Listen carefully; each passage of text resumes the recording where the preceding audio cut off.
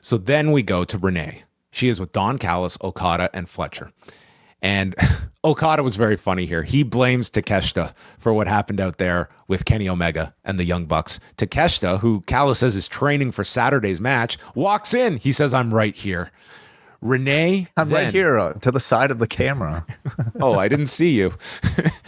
Renee, then speaking on behalf of every wrestling reviewer out there, asks Okada or Callis, why isn't Okada putting both legs of the championship on the line? The legs. I've never heard it referred to as legs before, but they combined. Callis and Renee said legs like 4 times here. So this was as close as we got to Tony Khan cutting a promo on TV using his puppet here in Don Callis.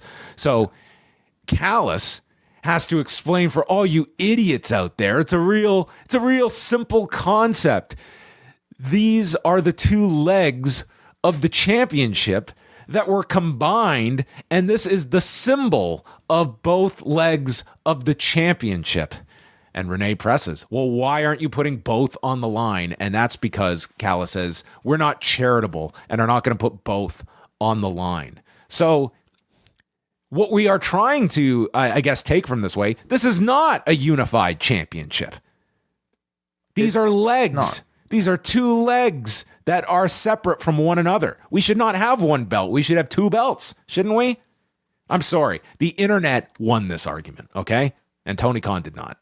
I think these new championships should be turned into pants instead of a belt around somebody's Who waist. better than pants for Okada to wear, okay? Oh, long pants. Pants Okada comes out. We can have a balloon representing the unified championship, and then he's got the 2 legs to wear as well. Why were these all merged into 1 belt? Tell me. Dude, I have no clue. And clearly, I think from something like a segment like this, I get the sense that to Tony Khan, this was a definitely clear. gotten to segment. This was a gotten to segment. To Tony Khan, I imagine this was something that didn't deserve any sort of explanation. This was always so clear to everybody. You know, this unified championship is not... This continental championship that we haven't seen for 6 months is all of a sudden prominently displayed, and now the old championship that we had retired is back. Yeah. The ununified champion. Why aren't we unifying Mercedes Monet's like 13 championships into 1 belt? Maybe we can work on that. I mean, she's working on like 2 octopuses at this point. It's just like, so we can at least say, okay, they gave us an explanation, I suppose, if you want to call it that. I still don't think it's a very satisfying one. I think this just called way more attention to it than it probably had. And that's what happens when you're very much, listen to all criticism out there. It doesn't give a real justification for why these titles were unified into a new championship in the first place. You know, the assumption is that once you unify a championship, the lineage of that one gets absorbed and it kind of ceases to exist. Like this literally, like we may joke about this being the ununified title. Like if Okada doesn't win this tournament, this is an ununified championship. He has 1 belt and the winner has the other. Like we are separating the belts if Okada loses this tournament. Yeah, not to mention the fact, and thank you, chat room Shelton here is suggesting, like, bringing up the fact that now again there exists a national championship and an international championship.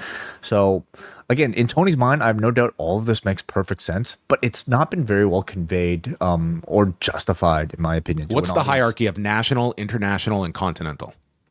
Like national should be the lowest, right? Continental is next, and international is taking into account multiple continents, right? Exactly, yeah. But then where does world fit in?